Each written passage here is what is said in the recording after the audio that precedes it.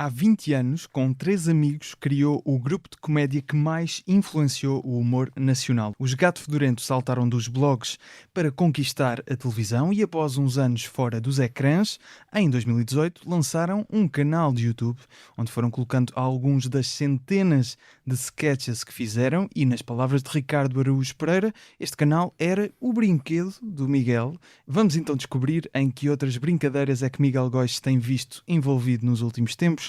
Além de, é claro, isto é gozar com quem trabalha na SIC, a verdade é que ele é o Gato Fedorento que menos conhecemos e, portanto, há muito para saber. Miguel Góis, bem-vindo. Olá, obrigado tudo bem, por teres aceitado o convite. Não perdem nada, Não, perdemos conhecer. de certeza que perdemos. Vais perceber hoje porque é que há tão pouco interesse. Humor à primeira vista.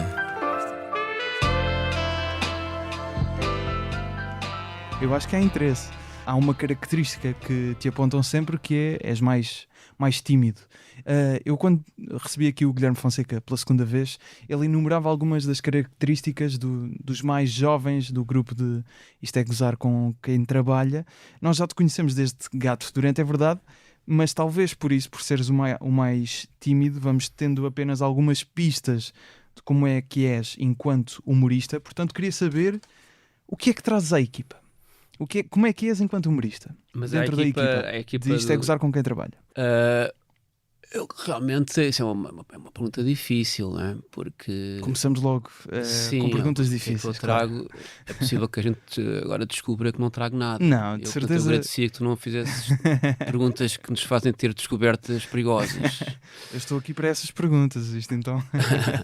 Não, nós trabalhamos, nós somos 8, não é? Uhum. É a primeira vez que temos tanta gente a escrever. Nós já fizemos isto com 3 em 2015. Éramos 3 e Isto é agora... tudo muito bonito, mas Exatamente. na altura E na TVI. perguntamos agora como é que nós conseguimos fazer aquilo só 3. E foi uma estupidez. Claro. Mas pronto, evoluímos e percebemos que era melhor ter mais gente. É possível que eu seja a pessoa que controla mais. Vamos chamar isso controle Ok. mais o que está a acontecer. No sentido em que, sendo 8, é possível estarmos 8 distraídos a fazer piadas ou falar sobre futebol e, entretanto, estarmos a esquecer que há alguma coisa que tem que ficar pronta daqui a algum tempo. Então esta metáfora não sei se está correta, mas és o pai do grupo? Um bocadinho? Talvez um paizinho, não é? Um paizinho no sentido em que é chato e tal, sim. Mas depois na prática do humor, porque isso acaba por ser uma lógica de funcionamento de grupo em que estás a dizer, não é? Mas no teu humor, na tua escrita, no que é que achas que te diferencias de, por exemplo... Eu não diria que há assim grande... É difícil dizer o que é que me caracteriza. Porque há uma coisa que eu notei, pensando neste caso só nos Gato Fedorento, que é, por exemplo, nós temos o Ricardo que escreve crónicas para o Expresso e para a Folha de São Paulo, o Zé Diogo e o Tiago acabam por escrever os dois até para o Observador. Nós de ti, em termos de projetos individuais, ainda não conseguimos... Durante muito Escreveste tempo, algumas crónicas durante também, não é? muito tempo escrevi, não foram algumas, foram mesmo, sei lá, acho que foram bastantes anos. É? Ok. Crónicas desportivas sobre futebol. Primeiro para a bola com o Ricardo, aquela personagem de Zé Manuel Taxista, e depois no Record, a título individual, durante alguns anos, não sei exatamente quantos, até que fiquei completamente saturado de desporto, porque era preciso ver... Eu gosto de futebol, mas não gosto de ver as conferências de imprensa, as flash interviews. Para aqueles soundbites. Sim, aqueles programas Claro. todos.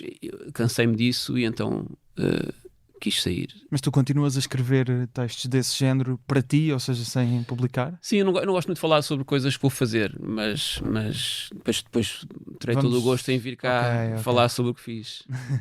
Como é que nós podemos perceber quem é que é o Miguel Góis a título individual enquanto humorista? Pois eu diria que por enquanto não vão saber, porque eu sou, na verdade, acho que somos os 4, né? Guionistas. Não é? E a natureza de ser guionista é justamente essa de não nos revelarmos, no sentido em que há muita gente que não percebe isto, mas o papel do guionista é fazer o ator brilhar. Neste caso, o meu papel é fazer o Ricardo brilhar, não é fazer-me a mim brilhar, nem... O meu trabalho é ficar justamente na sombra. Certo. Essa é a natureza do trabalho do guionista. Mas não tens ideias para projetos que se Tenho, calhar com até certeza que sim. com pensas, certeza que olha, sim. este aqui se calhar eu até dava a cara. Não, para dar a cara não. Nunca? Para dar a Já cara, não? digamos que aquilo que aconteceu, eu ter dado a cara, foi mesmo uma necessidade e um acidente. Não voltará a acontecer. Nunca. Não, porque, repara, o que aconteceu ao longo desses anos foi o seguinte. Portanto, nós começámos a fazer os sketches.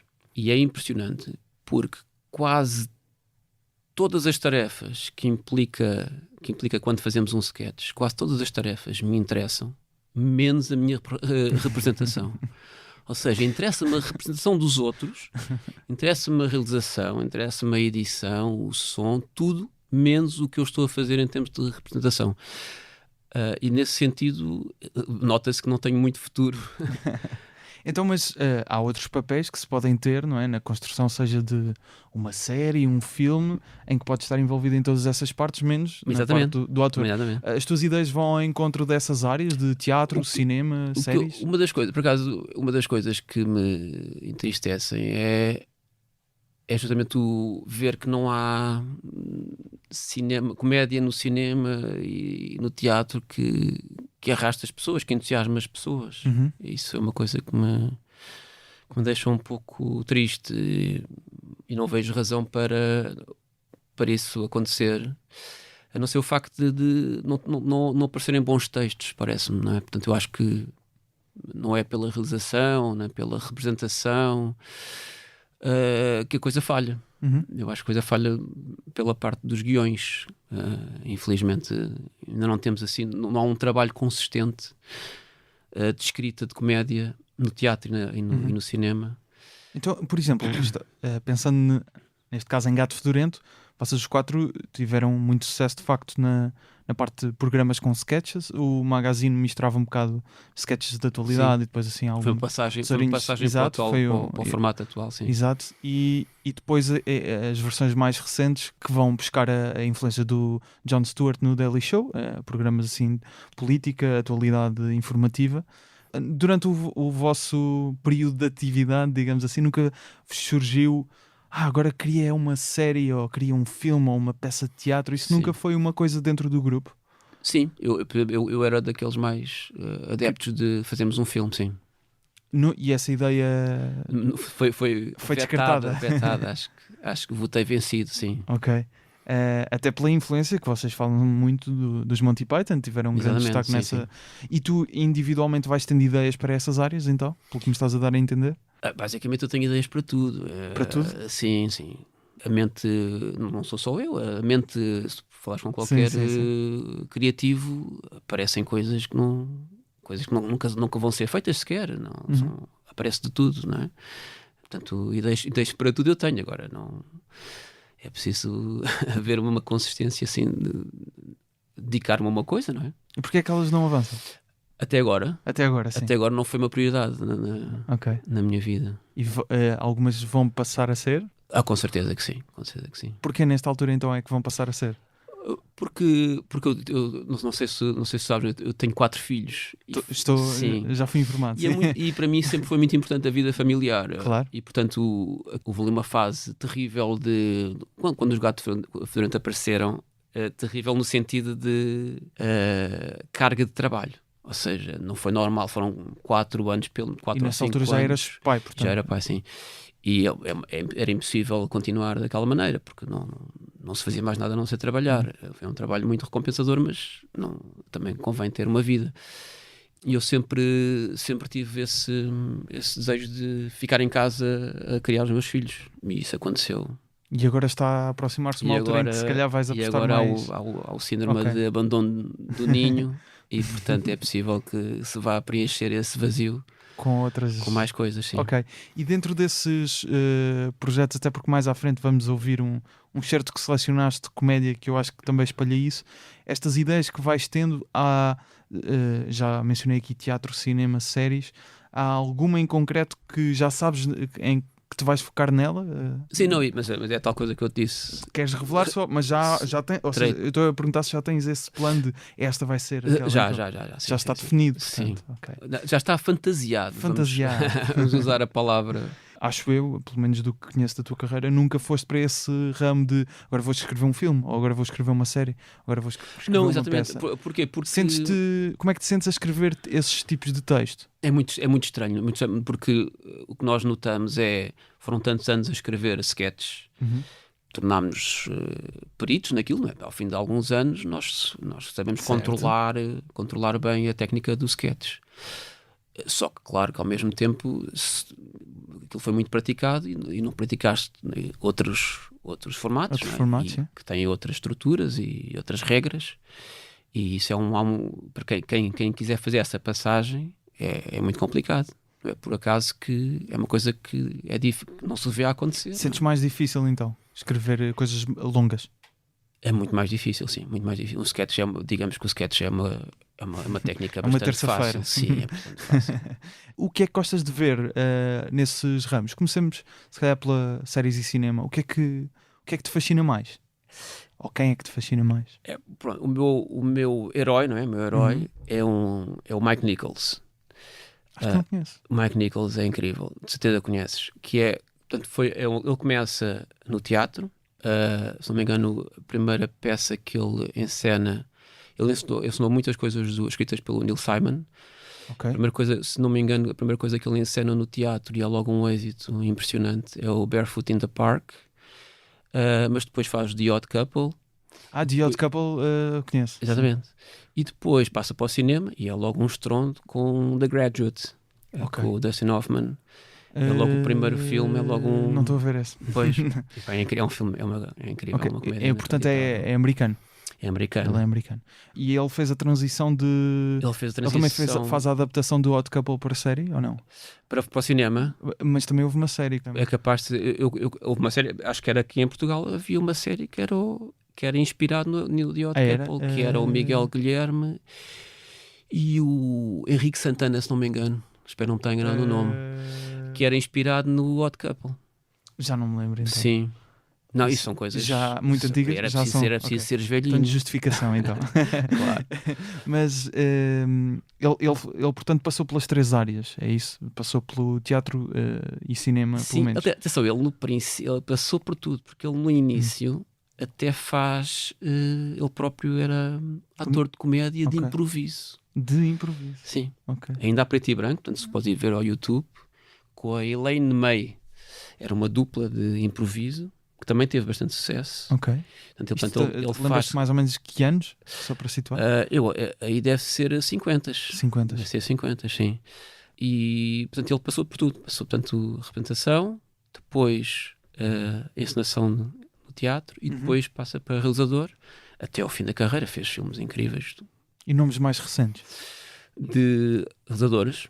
Realizadores, guionistas. Mas aí já para perceber um bocado as tuas influências, nessas áreas. Eu agora gosto muito do Paul Thomas Anderson. Aliás, não é agora, sempre gostei muito. Certo. Gosto muito daquele Punch Drunk Love. Não, nunca vi. Que é muito, sim, é um daqueles filmes que eu vi a primeira vez e não gostei. E depois é um fenómeno interessante, que é quando vais para casa e passar 2 semanas pensas no filme que viste e de que não gostaste e tu dizes, espera, aquilo é capaz de ser engraçado. Aquilo afinal era sem veres de novo, sem veres nenhuma imagem. Ganhas uma segunda opinião. Sim, estás a pensar, capaz de ser engraçado. E depois na segunda vez que vês, já percebi tudo. Já adoras. Aconteceu agora uma coisa gira com um filme que é o Everything Everywhere All at Once, ganhou o Oscar até, que vi. E já algumas pessoas de geração mais velha não conseguem perceber o filme. Não sei se viste o... aí está, touché. Exatamente. Mas o que é? Viste o filme? Não, eu não vi até ao final. Okay. Porquê? Porque sou mais velho e aquele ritmo irrita-me. Eu sou daquela geração que continua, que acha que... Achava que podia ser um estereótipo que estava aqui. Não, isto tudo bate certo. Eu sou daquela geração que acho que os ritmos, portanto, primeiro começas estás em baixo, sobes, depois baixas para depois subir outra vez e assim por adiante. Tudo lá em cima não contem comigo. Mas consegues apreciar de alguma forma também esse Mas filme? vi há ou 2 achas que dias, não? por isso Ok, é uma opinião muito instantânea, recente. sim. Sim. Mas, Fala comigo daqui a 2 semanas. exatamente, pode acontecer o mesmo que aconteceu com o Punch Drunk Love, não é? Exato. Mas consegues, por exemplo, em termos da comédia do filme, consegues apreciar essa parte ou achas que é mesmo um formato Não é a minha, não, já sim, não, já não é o não, meu, já não não é o meu estilo de todo? não. Interessante. Concretamente em séries de comédia e filmes de comédia, porque falamos aqui se calhar um bocado mais no geral, há até uma tendência agora os dramedies que até se diz normalmente já não se fazem aquelas séries que eram sempre riso. Sim, Tu sentes isso ou em primeiro não lugar, te eu fez? não acho que seja de agora, já Há alguns anos, há sim, muito sim. tempo. Eu diria há mais, Sim. há muito mais, ou seja, há alguns exemplos mais do passado.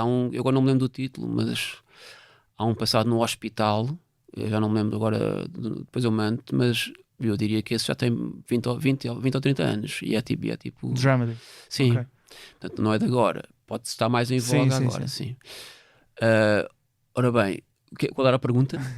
Era perguntar se primeiro te revias nessa opinião de agora já não há tantas séries que sejam deliberadamente para fazer rir constantemente, já mistura sempre ali um bocado de drama para se calhar é mais aceitável. Sim, mas repara, isso eu não tenho nada contra isso. O que eu digo é que isso é uma coisa difícil de fazer. Não pode parecer muito forçado. É difícil controlar essa técnica. Pode parecer forçado tu quereres fazer uma coisa com esse ambiente. Isso não é novo no sentido em que, por exemplo, o Shakespeare começou por comédias, não é? Mas depois tem tragédias e depois tem algumas peças que até se dá o nome de problem plays, porque ninguém sabe bem se é Se é uma coisa comédia, ou se é outra? tragédia. Eu não diria, por isso é que eu não diria que é de agora. Certo. Sempre foi uma aspiração de qualquer escritor, não é? Fazeres uma coisa que tens esses dois tons, até porque a vida é um bocado assim, não é? Sim. Tu tens as duas, Claro. tens as coisas boas e as coisas más, e se tu queres imitar a vida, é normal teres a ambição de mostrar esses dois lados. E achas que isso também já se nota em programas do género do Isto é Gozar com Quem Trabalha? Especialmente... Espero que não. Não, mas... Tu notas isso? Notas a Não, parte mas de estou a drama? dizer... Calma, estou a dizer lá fora. Lá fora. Estou Estás a onde perceber o que é que eu quero chegar. dizer? Sim. O novo do Jon Stewart, Eu noto. o John Oliver. Noto com alguma tristeza. Tristeza? Porquê? No sentido em que depois fica em alguns programas, eu não estou a isolar, estou a dizer, em alguns programas, eu não vejo muitos desses, por isso não posso falar exatamente de quais é que são mais assim ou não.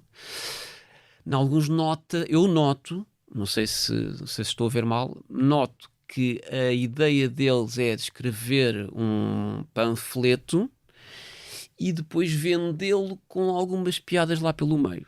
Mas posso estar a ser injusto, porque não vejo muito. Justamente não sou grande fã, então não vejo muito. Ok. Mas tenho essa ideia. Sim. Há uns tempos até ficou viral um clipe do Jon Stewart numa entrevista que ele estava a fazer e era uma entrevista séria. E eu pensei nisso porque... Como esta que estou a dar agora? Mais ou menos. Se calhar a nossa tem um bocadinho mais rir. Não, estou a brincar. Não, mas aquilo até poderia ser importante. Podemos achar que aquilo é de alguma forma até corajoso. Estava ligado à questão das armas nos Estados Unidos. Certo. Mas lembro-me de ouvir assim quase como uma passagem o Ricardo, acho que no podcast aqui do Expresso do Paulo Baldaia, dizer isso, que o Jon Stewart no passado interessava mais do que, não foi exatamente esta a frase, mas Sim. do que agora o Jon Stewart do presente, que está um bocado mais... Não foi só... Tenho essa ideia também do Stephen Colbert. Ok. Eu acho que o que aconteceu ali foi o fenómeno Trump. O que aconteceu foi... É possível que eles tenham até razão, não sei até que ponto é que a vida deles... Eles ficaram muito traumatizados com o Trump ser presidente Ok. e com as políticas do Trump. E isso levou-os ali para um sítio mais... para um tom mais político e menos humorístico.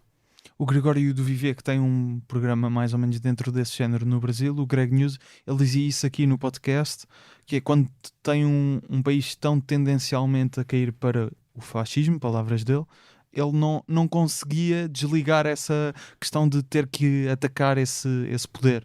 E se calhar isso vai um bocado ao encontro do que estás a dizer, não é? Sim, mas isso implica sempre, eu percebo essa reação, mas implica-se sempre de alguma forma desligar ali um botão da comédia, não é? Porque a certa altura não pode estar, como estás engajado, de repente não podes fazer piadas sobre o rival do teu inimigo. Estou a perceber. Ou seja, implica sempre desligar um bocadinho ali. Ok, então pronto, agora não podemos fazer piadas sobre o Biden, ou não podemos fazer piadas sobre o Lula. E isso... Ou seja, a certa altura já começamos a duvidar da natureza humorística daquele programa, no sentido em que o objetivo não é fazer rir é só com o fazer que rir aparece sobre... naquela semana, é só sobre um dos lados, não é? Parece-me que, e por isso é que quando iniciei a questão disso, programas como isto, isto é gozar com quem trabalha, mas no estrangeiro, neste programa que vocês fazem, isso está completamente bem definido que não vai acontecer. É o que me estás a dizer. Que nunca, vocês não deixam isso acontecer. Pois, nós não tencionamos que isso aconteça, mas sei lá, podemos... Mas essa discussão existe, ou existiu já em algum momento dentro do grupo, ou é uma Sim, coisa... portanto, a nossa posição é esta, Claro. não é? Sim. Agora, quer dizer, podemos perder o juízo, sei lá, o que é que nos pode acontecer? Não, mas eu digo Espero que exatamente por verem programas... Eu posso-te dar sei lá, podemos combinar aqui, dou-te um ferro e tu vens-nos bater se isso acontecer lá alguma vez no futuro, não sei. Acho que vou recusar. Porquê? Não, vou recusar. É um papel muito importante, teres o ferro e ainda só sobes aqui 2 andares. Exatamente. Mas exatamente por verem a questão de outros programas no estrangeiro, se calhar caírem um bocado para aí, vocês tiveram essa discussão internamente ou não? De pá, atenção que eles estão a fazer isto, nós não queremos ir por aí. Sim. Ou seja, como deves imaginar... Falaram sobre isso, pronto. Sim, falamos constantemente sobre isso, porque é a nossa profissão, nós estamos sempre atentos ao que acontece e, sobretudo, temos sempre a noção de qual é o nosso papel como humoristas. E isso parece-nos um risco, não é? É um risco dos humoristas acontecer isso. Por exemplo, parece-me que aconteceu também ao Lenny Bruce. A Lenny Bruce, a certa altura, com aquilo que lhe acontece, começa a ficar tão perturbado com as represálias, com os processos, perde a capacidade de continuar com o seu trabalho. Fica muito preso àquilo que lhe está a acontecer. E pronto, e psicologicamente é uma reação natural. Agora, com a distância, nós podemos dizer, ele devia ter continuado o caminho da sua comédia e não desviar-se e estar a reagir às reações. Portanto, por exemplo, eu já era admirador do Chris Rock, mas quando lhe acontece aquilo e de repente nós temos a sensação que aquilo a carreira dele é uma locomotiva que não se desvia para falar sobre o que aconteceu, continua em frente, eu passei a admirá-lo mais. Foi surpreendente. Aqui este é o meu trabalho, vou continuar a fazer o meu trabalho. Claro, e isto sobre o momento nos Oscars. Sim, não claro. Ficou zangado com Certo. aquilo. Não se nota... Não sei se já viste o último espetáculo dele. Ainda não consegui ver. Mas já ouvi falar. E estava a pensar nisso. Algum feedback que já recebi foi mais ou menos nesse sentido, que se nota um bocado o rancor que ele tem sobre a situação, claro. Mas não perdeu a comédia. Exatamente. Algumas pessoas disseram que... É? Sim. Dizem isso. A mim não me disseram que havia esse rancor. Eu ainda não vi, como estou a dizer. Ok. Estamos os dois a falar sobre uma coisa que ninguém viu, que nós os dois não vimos. Muito e que recebemos vamos então continuar. Não, mas que curiosamente recebemos opiniões distintas, não é? Distintas, exatamente. Aliás, totalmente opostas. E era giro agora descobrimos que foi a mesma pessoa. Que nos disse coisas diferentes. Tinha graça. Mas isto é um assunto que já foi discutido também um pouco com o Dave Chappelle, porque com o Chappelle tem a ver um bocado com a narrativa que ele teve de carreira também, aquilo que lhe aconteceu de sair da Comedy Central da forma que saiu, desaparecer da comédia e voltar, e o hype, o pedestal em que foi colocado por causa disso também. Achas que cada vez mais chega a uma altura em que os comediantes deixam de querer fazer piadas para ser, parece que é um meio nobre, eu agora já não, eu agora faço contrapoder, ou já falo a sério e vou tendo às vezes umas quantas é um grande problema. Mas achas que isso é uma tendência? É uma tendência, não sei se é uma tendência maioritária, espero que não, mas claramente é um dos problemas que pode acontecer, sim. Para ser justo, acontece em todas as profissões. Eu noto às vezes que há pessoas que estão a fazer comédia e não estão muito interessadas na comédia mesmo. É só ali É um meio. um meio, sim, é no meio. Mas lá está, para ser justo, acontece em todas as profissões, não é?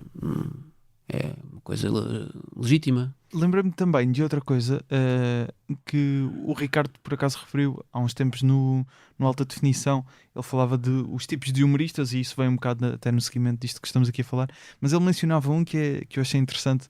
Ele dizia que humoristas que falavam puxavam aos sentimentos era quase anti-humorístico, e que os humoristas deviam era colocar o coração no congelador. Acho que é esta a expressão que ele usa. Tu concordas? Isso deve ter sido muito popular, essa expressão. Mas tu concordas com esta parte do humorista colocar o coração no congelador? Porque temos, acho eu, bons exemplos de humoristas que não colocam o coração no congelador e são humoristas. Por exemplo. Bo Burnham. Acho que não coloca o coração no congelador Sim. de todo. Pois, estou a perceber. Eu tendo a concordar com o Ricardo, sabes? Ok. Tendo a concordar com o Ricardo. Consegues explicar porquê? Ou seja, portanto, quando ele diz pôr o coração no congelador, não está isso pode ser uma imagem demasiado enganadora, no sentido em que não quer dizer que nós não possamos usar como motivação as nossas emoções, mas quando nós escrevemos, em princípio, já tem que ser outro tipo de motivação, de que não é emocional, mas no sentido em que o nosso trabalho tem que ser tem que ser uma coisa muito precisa e inteligível.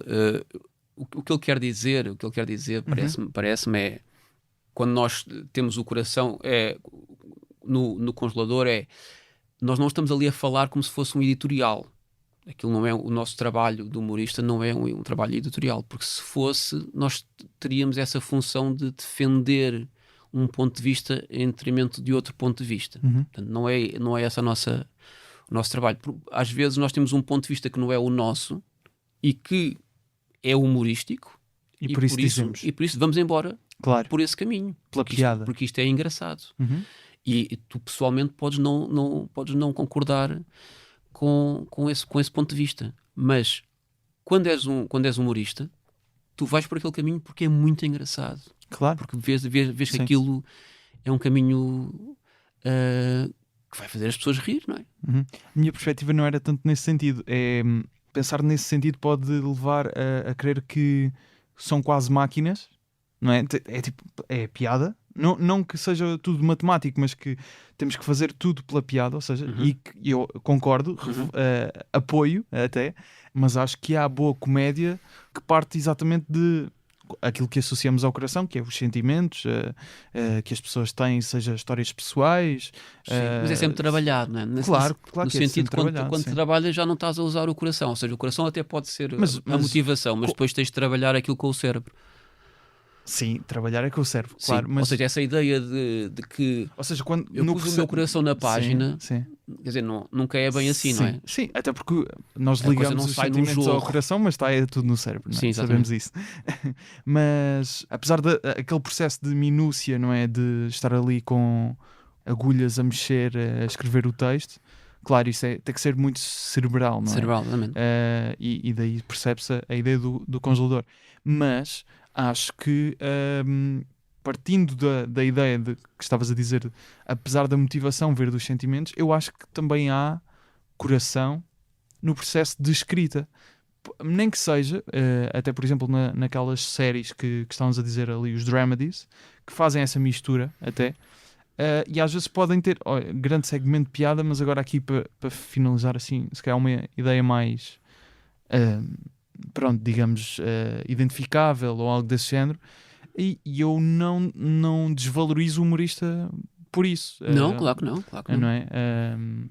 Mas acho que é... Pelo acho que contrário, é muito difícil. Exato. Por exemplo, A Vida é Bela. Na A Vida é Bela é um ótimo exemplo. Para mim é o melhor exemplo, porque até agora é o único filme em que eu estou a chorar e a rir ao mesmo tempo.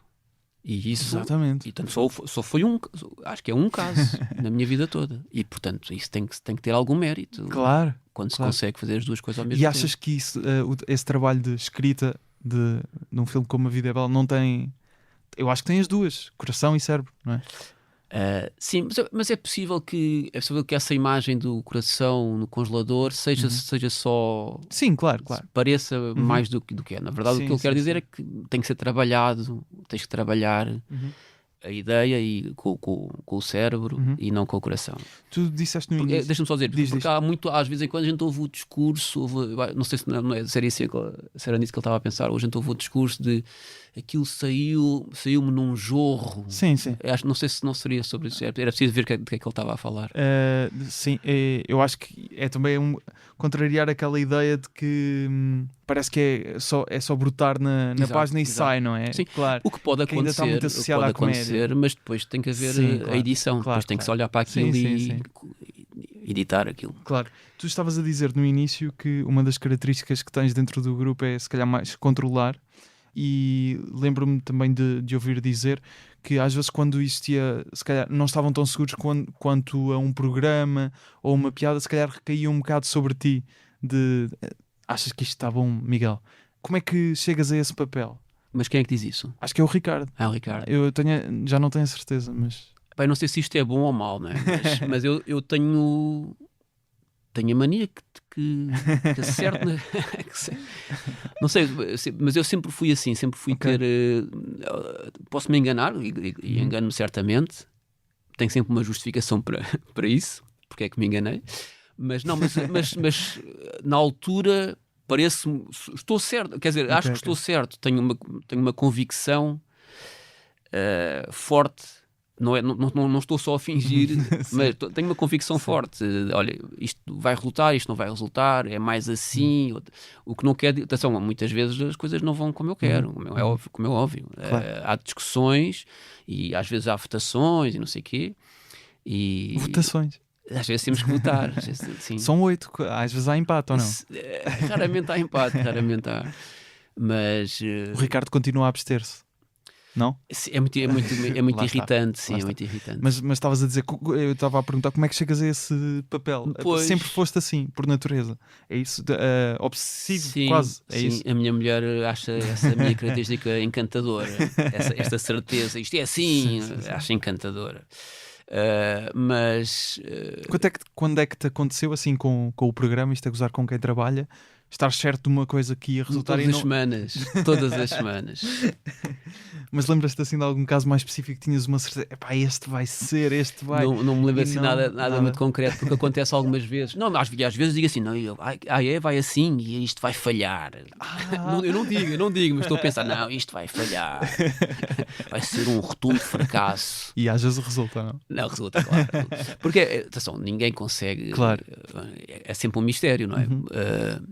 E é muito engraçado, porque quando nós estamos à espera de agora vem uma grande gargalhada e depois vem uma pequena gargalhada e nós achamos que vem uma pequena gargalhada e vem uma grande gargalhada, porque é tudo muito frágil, a comédia é muito frágil, basta um pequeno acontecimento, claro. E de repente aquilo que ia ser uma grande gargalhada passa a ser pequena e vice-versa. É muito frágil. Gostas mais da confirmação de esta piada eu acho que vai ser uma grande gargalhada e resulta, ou quando achas que vai ser uma pequena e resulta melhor? Não, eu gosto mais quando acho que vai ser uma grande gargalhada, não é? Pois, e é mesmo. Era o que eu estava a pensar. Isso é uma grande satisfação. Quando sentes que o público ri de uma piada que achavas que era se calhar um B e eles riem-se imenso, tu desvalorizas a opinião do público? Desvalorizas no sentido, não, esta aqui você não se devia ter rido.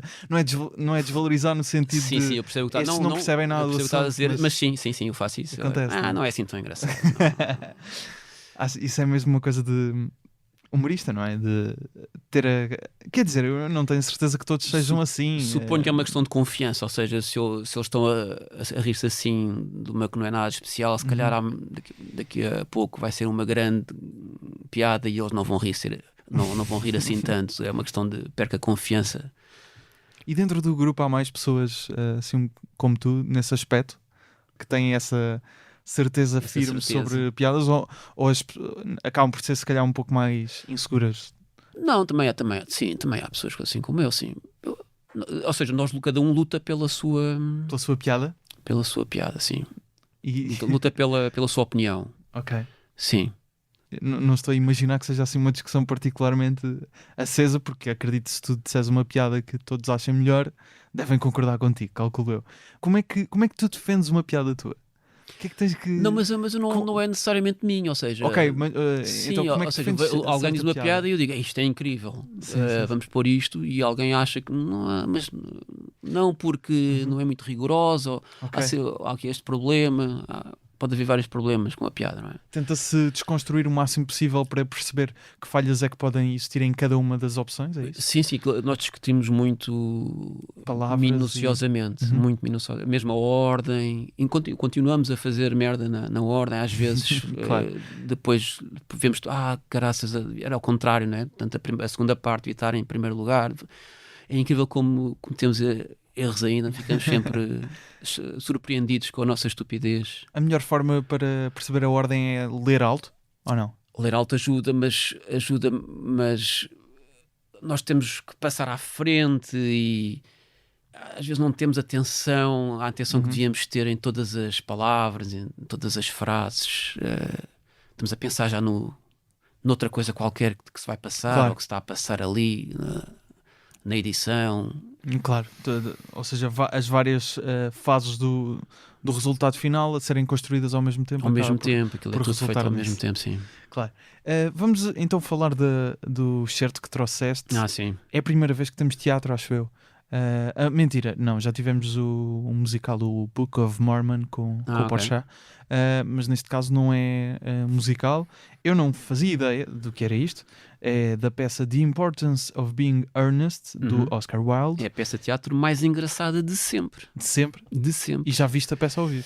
Nunca vi a peça ao vivo, infelizmente. O que eu tenho é, para compensar, portanto, esta peça, deixa-me só dizer, a primeira vez que eu a li foi, eu estava no Cambridge para aprender inglês, tinha pai 14 anos e isto era obrigatório para ok. sair para Tu leste isto com 14 anos. com 14 anos. E Portanto, li obrigado naquela altura. E depois com o tempo fiquei com o livro, ainda tenho o mesmo livro, e depois com o tempo fui começando a perceber, isto é incrível, porque se tu leres, a primeira coisa que impressiona é a quantidade de piadas em cada página, ou seja, Ok. são one-liners atrás de one-liners. É incrível, do princípio ao fim. E então, para compensar não ter visto ao vivo, comprei aqui há uns anos, comprei o CD para ouvir no carro. Eu tenho no carro esta peça. Em versão áudio. Exatamente. Ok, pessoas Sim. a ler.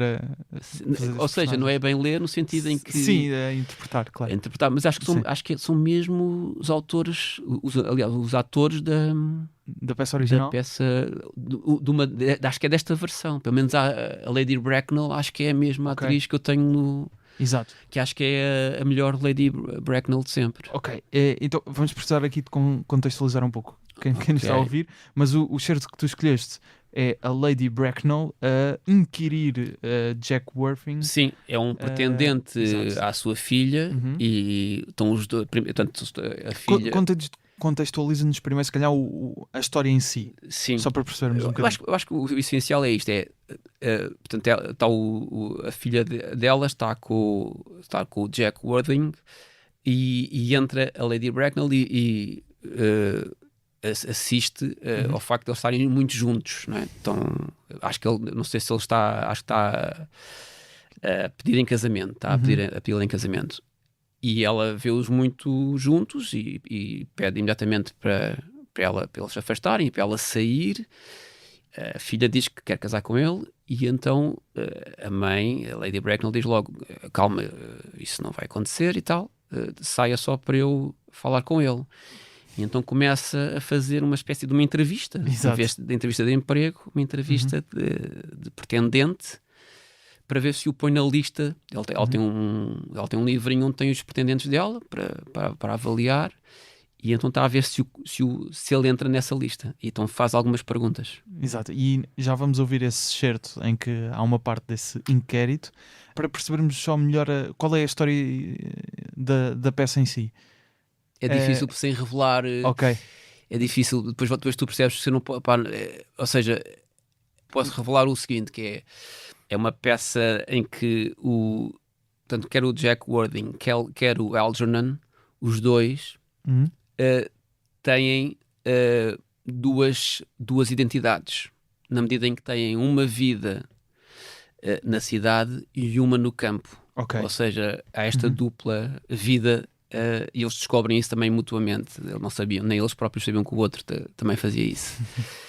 E depois é uma comédia romântica, no sentido em que cada um deles apaixona-se e quer casar com uma... Eu estive a ler um pouco sobre a peça, acho que o propósito era também satirizar um bocado a sociedade mais alta, não é? Exatamente. Os costumes aquilo naquela altura na Grã-Bretanha, lá está o Oscar Wilde, portanto, britânico. a hipocrisia da sociedade victoriana. Aliás, a Lady Bracknell, que é muito esquisita com este pretendente, é muito esquisita com o casamento, porque ela quer saber se ele tem dinheiro ou não. Ela própria confessa a certa altura que quando casou com o marido ela não tinha dinheiro nenhum, revelando a sua própria incoerência. Porquê que escolheste especificamente este excerto dentro da peça toda? Este Disseste que era muitas one-liners? O que é que houve neste excerto? É um dos que mais cativou? engraçados, se não o mais engraçado. Pelo texto. Sim, Ok. e a personagem, A personagem também Lady pois eu vi Bracknell o é incrível. Aliás, excerto. é a base das personagens das tias de Cascais, não é? Se tu ok. fores sim, ver se pensar depois. o humor da tia Sim, de Cascais é isto, está um aqui, bocado é isto. a Lady Bracknell. Sim. E mesmo a forma como fala a atriz neste caso, uma É entrega incrível, a inflexão que ela faz da voz é inacreditável. Exato, é isso. É inacreditável. Acho que é Edith Evans, acho eu. Exatamente. Vamos então ouvir este excerto da peça The Importance of Being Earnest do Oscar Wilde. Do you smoke? Well, yes, I must admit I smoke. I'm glad to hear it. A man should have an occupation of some kind. I have always been of opinion that a man who desires to get married should either know everything or nothing. Which do you know? I know nothing, Lady Bracknell. I am pleased to hear it. I do not approve of anything that tampers with natural ignorance. Ignorance is like a delicate exotic fruit. Touch it and the bloom is gone. The whole theory of modern education is radically unsound. Fortunately, in England, at any rate, education produces no effect whatsoever. What is your income? Between 7,000 and 8,000 a year. In land or in investments? In investments, chiefly. That is satisfactory. What? Tu és o último gato fedorento que eu recebo aqui no... Ou seja, já entrevistei os outros 3, não é? Eu fui perguntando aos gatos, sempre que eles passaram por aqui, se lembravam de alguma ideia que tenham levado para cima da mesa. Eu sei que vocês escreviam todos em conjunto, depois no final já ninguém sabe bem de onde é que aquilo veio, mas se te lembras de alguma ideia que levaste para cima da mesa e que depois por acaso resultou como um sketch de Gato Não é Fedorento? tanto não sabermos, às vezes não sabemos mesmo. Exato. Às vezes não sabemos, outras vezes sabemos e não queremos dizer. Porque há uma espécie ok. de uma ética Ok, entre nós de certo. fui eu que tive aquela ideia. Portanto, acho que isso não é uma coisa que nós autores façamos. Aquilo que eu posso dizer sobre a minha performance é o seguinte: isto acontecia muitas vezes e isto é a magia do trabalho em equipa, e que não é suficientemente divulgado hoje em dia, que é, às vezes nós estávamos a ter ideias e eu dava uma ideia que era mesmo muito má, e da minha ideia muito má, um deles dizia, espera, isso não, mas pode ser isso assim, e era uma ideia muito boa. E então o que é maravilhoso é isto, se eu não tivesse dito nada, se eu não tivesse dito aquela ideia de merda, ninguém ia ter uma ideia boa. E portanto é isto que é importante numa equipa, é tu teres aquela confiança de dizeres tudo o que te vai na cabeça, porque pode acontecer esta magia de não te envergonhares. não podes estar acanhado, porque pelo facto de não teres talento nenhum, estás a ajudar a equipe. Ou seja, as más ideias podem resultar. Contem em boas comigo. ideias. Sim. Exatamente. Eu fico aqui a dar más ideias, vocês transformem isto em boas. Aconteceu há uns tempos uma coisa curiosa. Eu estava numa rede social chamada TikTok, que é claramente para as camadas mais jovens, e apareceu-me sketches de Gato Fedorento, que eu acho que vocês não têm TikTok, sei que têm YouTube, mas TikTok Sim, penso que não, podemos mas- dizer com toda a segurança que não temos rigorosamente nada a ver com isso. mas, ou seja, alguém publicou aquilo lá e vai partilhando, Sim. e aquilo chega a imensa gente. Há uma geração de jovens que, não sei, terão os seus 13, 14 anos, não é? Ou se calhar mais novos até, que estão a entrar em contacto, acho eu, ali pela primeira vez com sketches de Gato Fedorento. Esse feedback dessa faixa etária chega-vos, ou de outras faixas etárias que hoje, atualmente, estão a começar a ter contacto com sketches antigos, que vocês já nem se lembram, se calhar alguns, de Gato Fedorento? Às vezes há putos que vêm falar connosco, sim, mas algumas vezes eles dizem que são os pais que lhes mostram. Tipo, não sei, alguns pais que fazem isso também com o Benfica ou com o Sporting. Agora vais ser deste clube, agora sentas-te aí para ver estes sketches, vais gostar de Gato Fedorento. Achas que sim? Não sei qual é o fenómeno. Isto revela uma particularidade, acho eu, da vossa comédia, e que muitas vezes se refere como um ponto importante quando se avalia a comédia, que é a intemporalidade, ou não? Quando nós fizemos aqueles sketches era justamente para não ser sobre aquela época, não é? Por isso... Mas, ou seja, o facto de hoje em dia haver pessoas que olham para aquilo e se riem daquilo ainda pela primeira vez, eu acho que é uma das coisas mais fascinantes, deve ser ver uma pessoa... eu particularmente gosto disso, quando gosto muito de uma coisa e sei que alguém de quem eu gosto ainda não conhece aquilo, eu adoro mostrar aquilo à pessoa, para a pessoa também. Não, mas isso é uma das coisas incríveis da comédia, é que nós não queremos rir sozinhos. Claro. Nós queremos rir com outras pessoas. E o riso é um fenómeno social em si. Exatamente. Não é? Claro. Por isso é que é tão importante haver comédia portuguesa no cinema, no teatro, para as pessoas irem rir-se juntas. As pessoas não querem estar em casa a rir sozinhas de uma coisa, querem sair e ir rir com outras pessoas. Tu tens esse hábito de ir a assim, espetáculos de stand-up, teatro, coisas desse género? Aqui em Comédia? Portugal não vou muito, mas quando vou... Quando vais ao estrangeiro? Sim, uma das razões... Eu não gosto muito de viajar, Ok. mas uma das razões pelas quais eu viajo é para ir ver essas coisas. O que é que já foste ver nos Estados recentemente, Unidos. se puderes partilhar? Recentemente, Ou mais, não sei, Epá, quando é que viajaste? o meu mas- orgulho é ter visto o Laughter on the 23rd Floor do Neil Simon Ok, com o Gene Wilder não faço ideia. em Londres. Não faço ideia o que Epá, é. é um dos meus orgulhos. É uma peça de teatro. É do Neil Simon, justamente. Preciso explicar para tu perceber a relevância.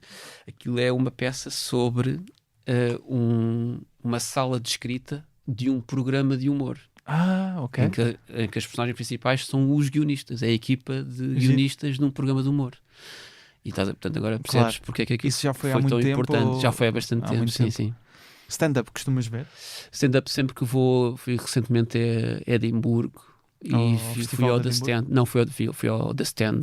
Ok. Aquele, Um clube é um clube. de comédia. Quem é que te fascina mais em stand-up comedy? Mesmo que não tenhas visto ao vivo? Sim, fascina-me o Greg Giraldo.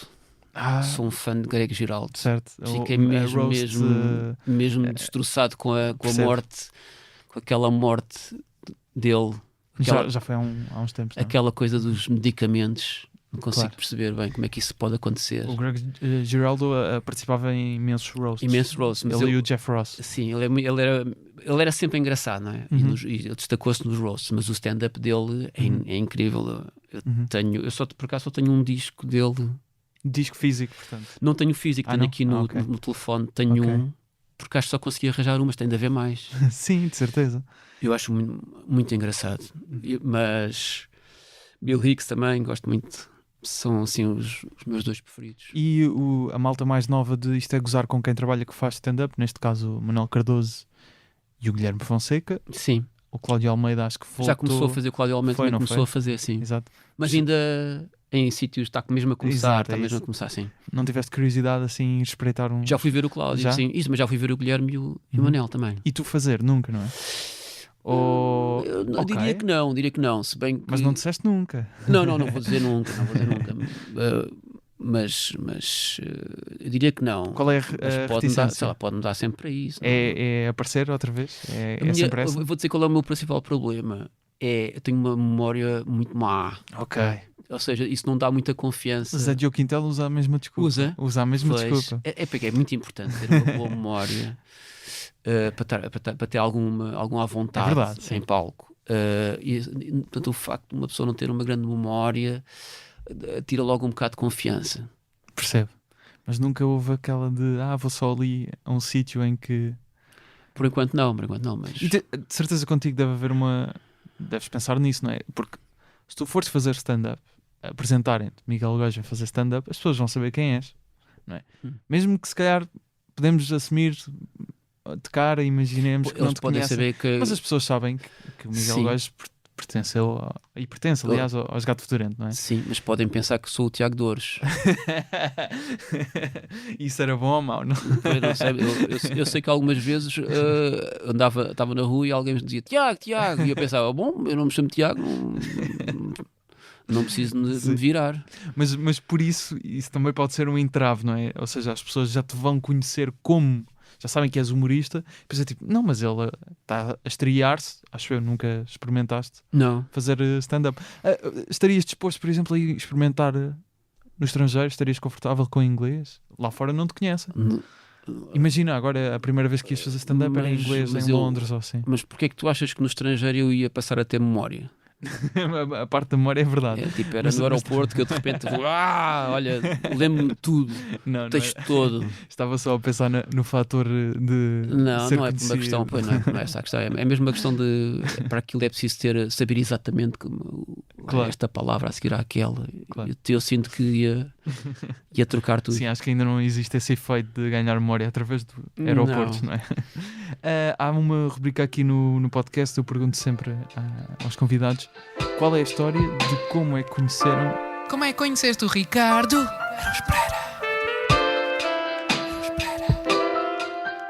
Então nós conhecemos na faculdade, éramos colegas. Começámos, acho que há um dia que nos sentamos ao lado um do outro e começamos a fazer piadas sobre o professor e sobre os colegas, muito provavelmente. E pronto, e começámos a... E a partir daí ficaram. Sim. Chegou uma informação, não sei, queria confirmar com isto porque eu nunca vos ouvi falar disto, que na faculdade, na Católica, tu e o Ricardo criaram aquilo a que podemos chamar um folheto satírico chamado Clister da Sorda. E pá, eu não tive nada a ver com isso. Não tiveste nada a ver com isto?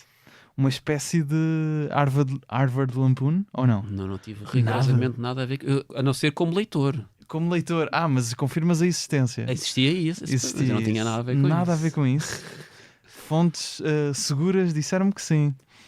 Não sei quem é que está aí a aldrabar. Ok, muito bem.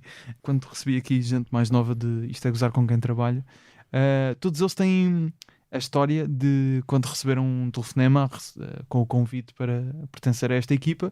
Para eles foi surpreendente, porque nunca tinham trabalhado com vocês, mas estava a pensar, tu e o Zé Diogo, que fazem parte da equipa, mas obviamente já trabalhavam com o Ricardo, também tiveram que receber o convite de, olha, vou ter isto, não é?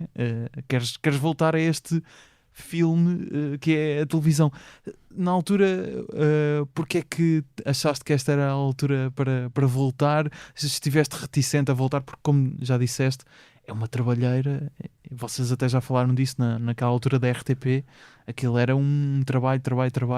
Porque é que... Mas fez e na sentido RTP era voltar? diferente, já não tem nada a ver com isto. Na RTP, e antes da RTP, portanto, houve ali, sei lá, 4 ou 5 anos em que nós não fazíamos mais nada sem ser trabalhar. Agora já é diferente, já é um ritmo diferente. Não digo que seja fácil, mas não tem nada a ver com os tempos da RTP. Até porque são mais, não é?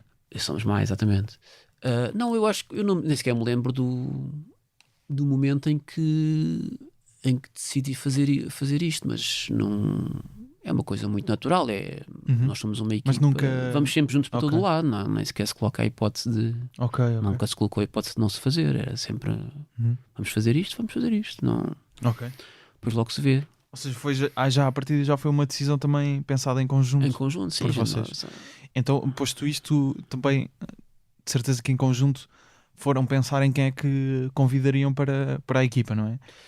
Se eu bem me recordo, o Cláudio, acho que fui eu que chamei a atenção para o Cláudio. Sim. O que é que...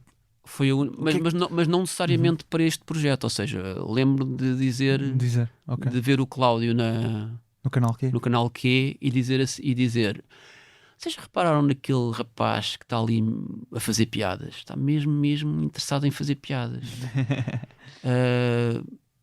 E acho que foi isso. Foi essa a minha...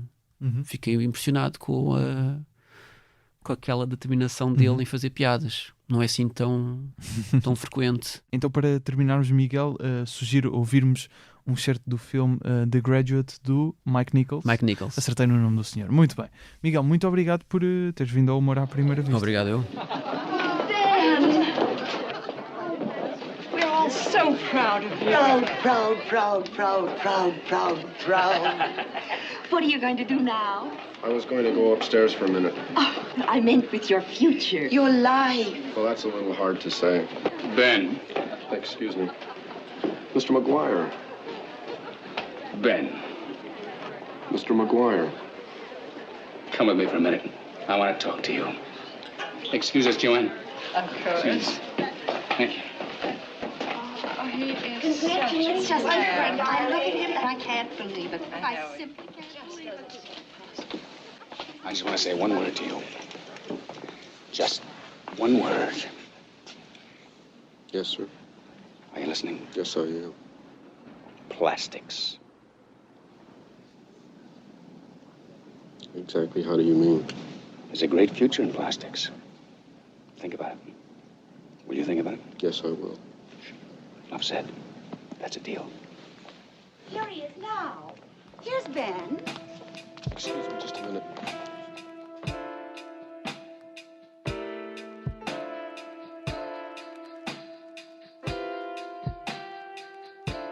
As ilustrações são do Nuno Amaral, o logótipo é da Vanessa Garcia e do Nuno Amaral, os jingles do Luís Batista e do Ruben de Freitas, com vozes do Rui Mirama e do Tiago Filipe.